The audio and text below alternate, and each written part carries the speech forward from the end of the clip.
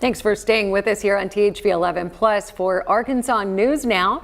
I'm Ashley King alongside meteorologist Simone Thomas, and I keep waiting for that sun to pop out. You were showing us some blue skies that a few was minutes down in ago. Pine Bluff. So a lot of our neighbors have been seeing a little sunshine, but the clouds are still very stubborn here in the capital city. This is a look at the I-630 westbound from downtown Little Rock. You can see still the clouds off in the distance. As we look though at visible satellite, you can see a lot of our neighbors have lost the cloud cover. So southeastern Arkansas, Pine Bluff, Monticello, El Dorado have been able to get a little bit warmer with the lack of clouds. Up in the Arkansas River Valley and some of West Central Arkansas have gotten a little warmer with the clouds gone. Harrison already up to 60 degrees because of that sunshine. Meanwhile, we're still struggling in the middle 30s here in Little Rock because those clouds do not want to let us go. Through the afternoon, the goal is that we shake some of those clouds over the next couple hours, looking to see a little bit of uninterrupted sunshine before the sun sets this evening, and then looking to see a few more of those clouds developing overnight. But hopefully if we can shake those clouds, we can at least flirt with the 50-degree mark. It's going to be a hard time doing so, but a look at the rest of the week is coming up in that 7-day outlook, so make sure you stick around. And happening today, UAMS Head Start centers are reopening after temporarily closing at the end of October because of the government shutdown. Federal funding is back in place, which means children and families can return to the classroom and resume full services.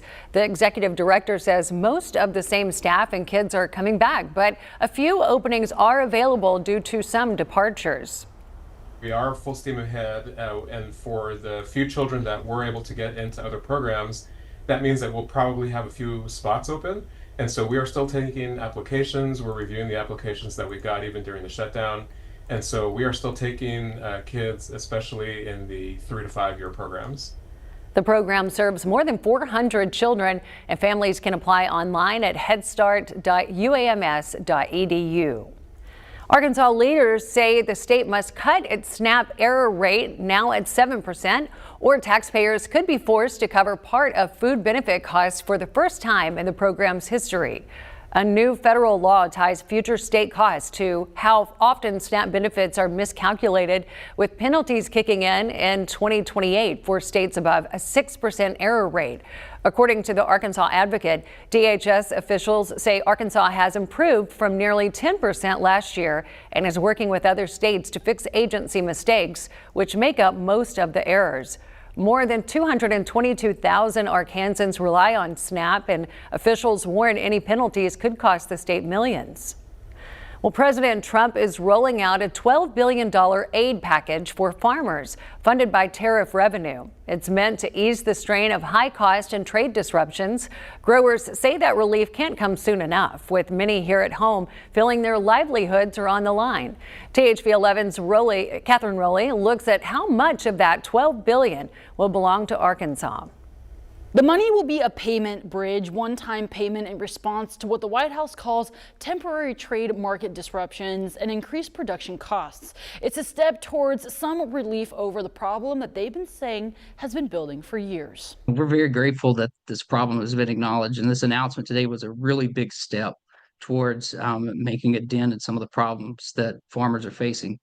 But we have to remember that these problems have been building for years. The bridge payments are meant to help aid farmers until investments from the One Big Beautiful Bill hit in early October of 2026. And it comes at a time where farmers are feeling the strain the most in their pockets. That's really put a squeeze on farmers across the state and in other states as well, causing some significant issues that have been building and sort of coming to this point where it's closing in on a full-blown crisis. $11 billion of the $12 billion of the funding will be put towards the Farmer Bridge Assistance Program, which provides relief to over 20 different crops, including rice. And the hope is that with this funding, there can also be a change in the current trade and include more American crops. Promoting U.S. rice and other agriculture goods in other parts of the world, and also making sure that what we grow here domestically can be consumed here domestically instead of, rice and other products making its way in from other parts of the world. Elevated input costs is one major cost that Isabel says has had a large impact on their rice farm. But the USDA said that inflation has also impacted markets in the U.S. The announcement comes at a time where farmers are making decisions about their next growing cycle. I would say having an announcement and knowing what those numbers can really help lenders make very critical decisions as to what they can do as far as continuing to bank farmers moving forward. $1 billion of the funding will go towards crops that aren't covered in the FBA program, like sugar. Farmers need to have their acreage for 2025 reported by December 19th, and farmers could start seeing payments as early as February 28th of 2026. For statements from officials, including the Farm Bureau, you can head to the digital version of the story on thv11.com. Meanwhile, Levi Hospital is pressing ahead with its move to become a community health foundation. The hospital announced this summer it would end patient care on August 1st as it shifts to focus towards behavioral health. Leaders say aging infrastructure and mounting repair costs push the change. The board has now voted to tear down the 100-year-old building, arguing upkeep would drain money better spent on grants and community programs. Demolition is expected to start this spring. And Arkansas is poised to be at the center in the global race for lithium. It's a key component in electric vehicles and renewable energy. Officials say Arkansas has the potential to lead in lithium production while extracting it in an environmentally friendly way while still supporting traditional energy resources like oil, gas, and coal. Governor Sanders weighed in yesterday. We have the ability to lead and win over China, and we get to do that right here in our home state while supporting business, while supporting industry, and helping power the rest of the world. I think that's a really special thing and something we need to take advantage of. Supporters say this balanced approach ensures the U.S. stays competitive globally, embracing innovation without abandoning the energy sources that keep the grid running today. And there are 52 places where you can walk in a state park in Arkansas, and soon there will be a 53rd where you can crawl underground. Governor Sarah Huckabee Sanders announcing Monday that the state has a deal in place to acquire Blanchard Spring Caverns in North Arkansas. It's one of the most visited natural attractions as part of the National Forest Service. The caverns are the second largest in Arkansas, featuring 8.5 miles of explored passages and guided tours through 2 of its 3 levels. We're blessed with amazing outdoor spaces like Pinnacle Mountain and Petit Jean, unique experiences like the Crater of Diamonds and soon the Delta Heritage Trail, and cultural sites like the Arkansas Post Museum and the Ozark Folk Center. But Blanchard Springs will elevate the best state parks in America. The caverns bring in about 70,000 visitors a year.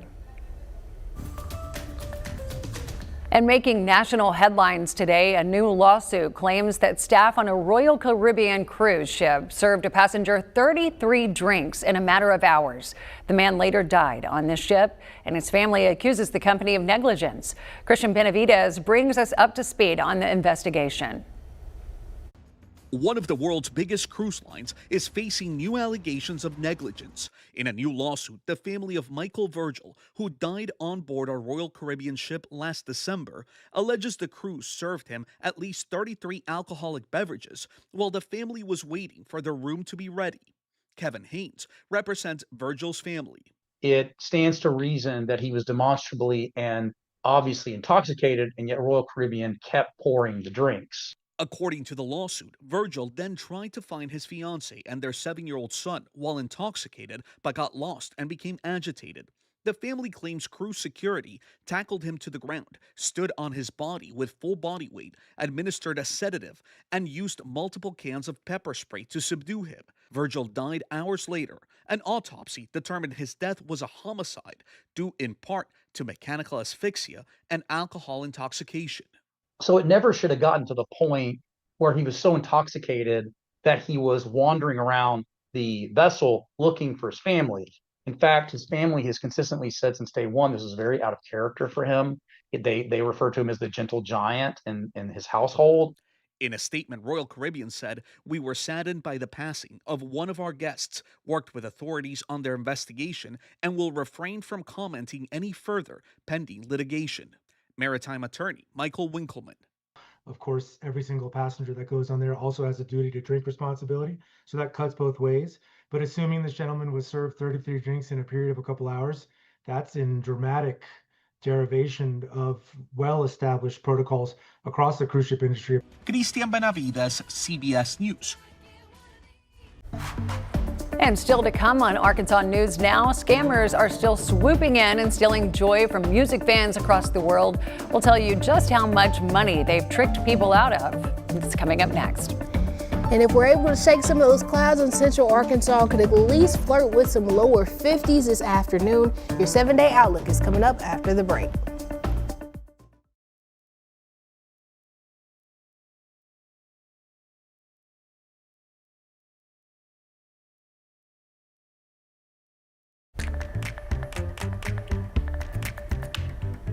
The Jonas Brothers are bringing their world tour to Simmons Bank Arena.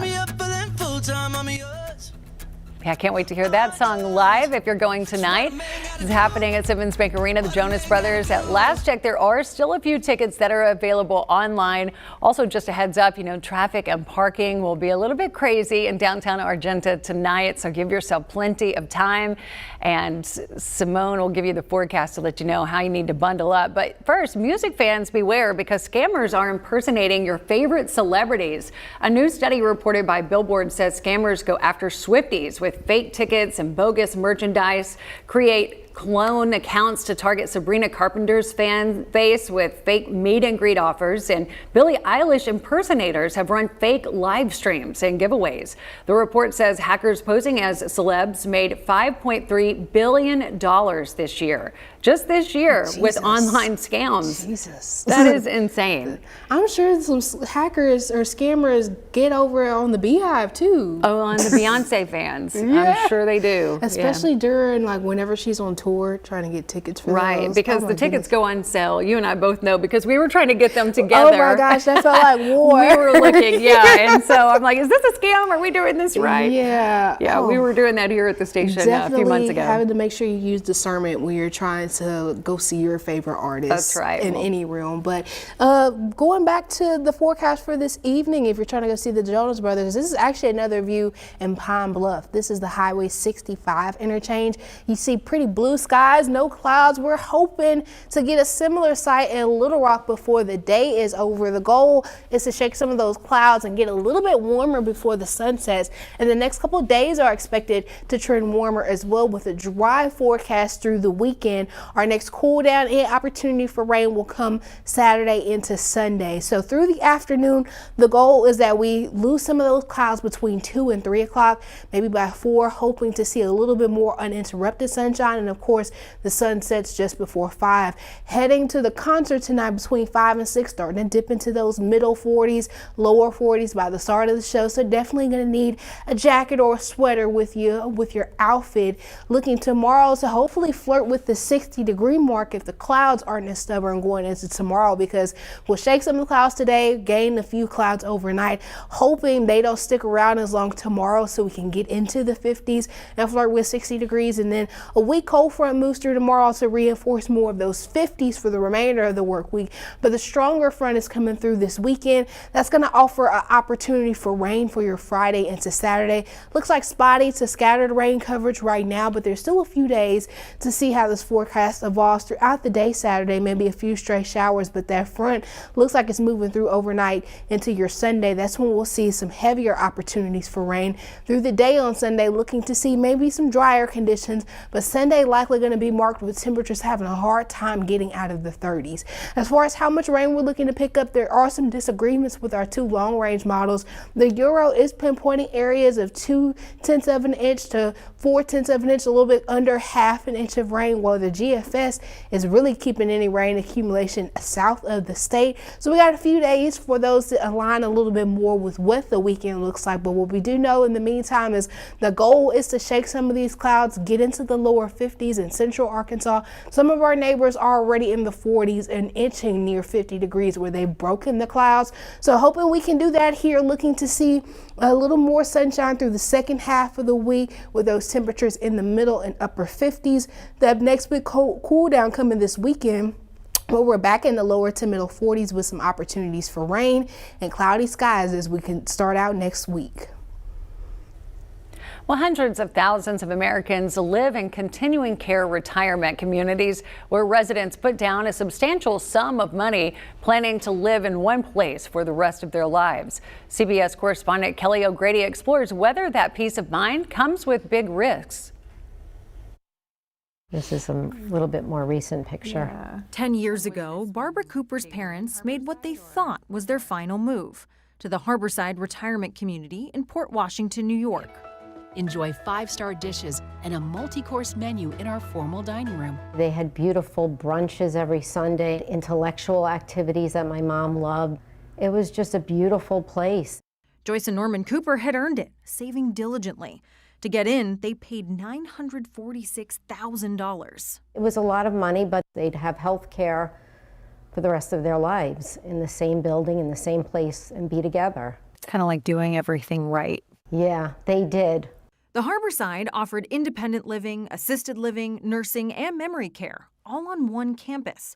They're known as Continuing Care Retirement Communities, or CCRCs. Many use an unorthodox financial model. There's that large entrance fee and smaller fixed monthly fees, but when residents die, their heirs, like Barbara, get much of the entrance fee back. We were supposed to get 80% back. That's not happening anymore. That's because the Harborside went bankrupt in 2023.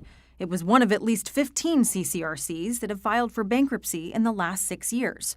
Harborside's most vulnerable residents had to move out. You thought, I imagine, you were done moving. Yes, I can't keep moving all the time. At 94, Arlene Cohen was one of them. Her daughter Bev found her a new facility, but it cost $10,000 more per month than the Harborside. Even worse, the family's entrance fee vanished. How much did you lose? $710,000. Bev and other heirs hired a lawyer and hoped to eventually get about 30% back.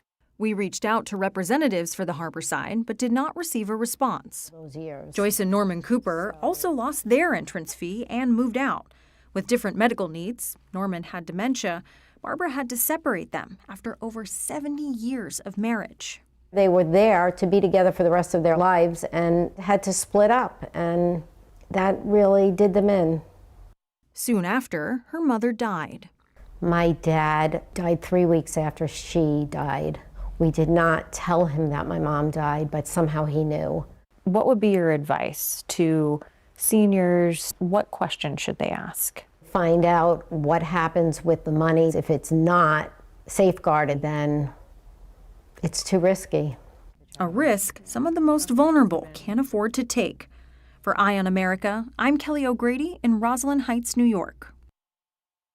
Well, it's officially the final week of high school football season in Arkansas. What you need to know about what lies ahead next in sports.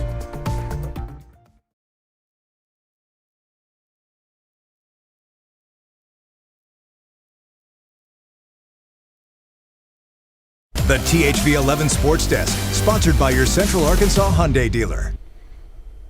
Well, we here in the middle part of the state got our annual up-close and personal look at the Hoop Hogs on Saturday. The Razorbacks taking down Fresno State, Simmons Bank Arena, and especially in that second half, Arkansas looked pretty darn good and were rewarded thusly yesterday. It's a fancy way of saying Arkansas moved up in the AP poll this week from 25th to 17th. And of course, that win earlier last week against a top 10 Louisville team probably helping out plenty. Some individual awards coming the Hogs' way as well. Darius Acuff Jr. named SEC Freshman of the Week. He averaged 17.5 points, 9 assists, and 5 rebounds per game in their 2 games last week. And for his part, the Hogs' young star is more focused on where he can improve his game. Just looking to find people more, just knowing where to hit my teammates at, not hitting them in the wrong spots where they can't shoot, hitting them in the right spots, where I can get an assist. So, yeah, just looking for them more, trying to get them more shots, and also just making sure I know my personnel, where not to pass and where to pass.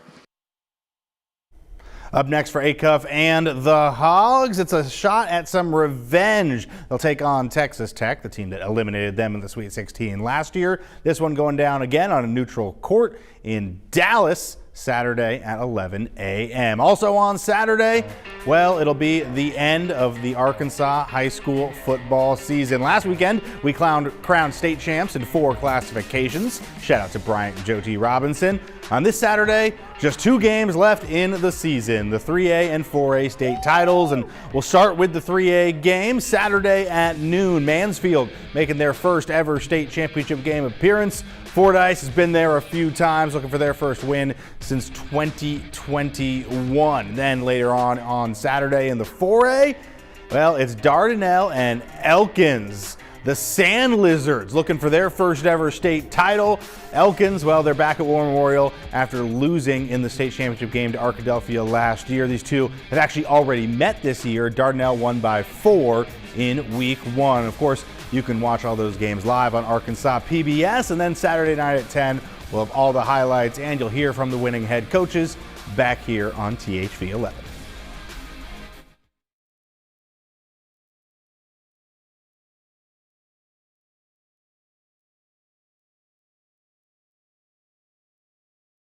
And you know those little... Before we go, here's what's streaming this afternoon right here on THV 11 Plus. Make sure you check out some of our great shows that are on the way. You don't want to miss it. Maybe you're staying indoors because it's a little bit cold today. My IFB came out, so no. I didn't hear anything. You weren't hearing anything. Put it back in, but yeah, the goal is to shake some of these clouds. All of our neighbors have gotten to see some sunshine.